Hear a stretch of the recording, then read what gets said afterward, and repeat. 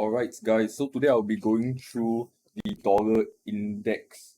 So just a quick recap. Last week, actually 5 new events actually affected the dollar index. So CB consumer confidence, advanced GDP, unemployment claims, core PC price index, and the employment cost index.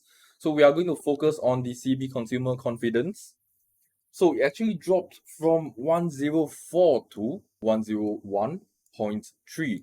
So it shows that consumers are spending lesser, leading indicator of consumer spending lesser.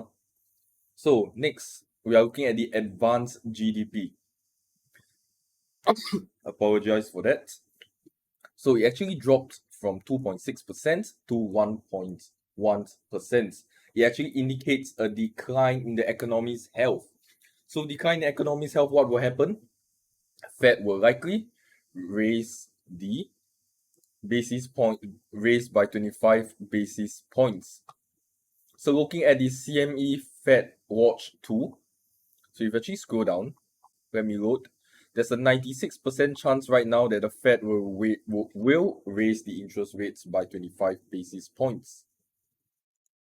So the core PCE price index actually remained stable at 0.3%. So all these factors are just adding on to this increase. So we are going to focus on the upcoming news this week. So let me change the time this week. So we are going to be looking at the Thursday, May 4th, the FOMC statement, where we'll be looking at the possible 25 basis points increase.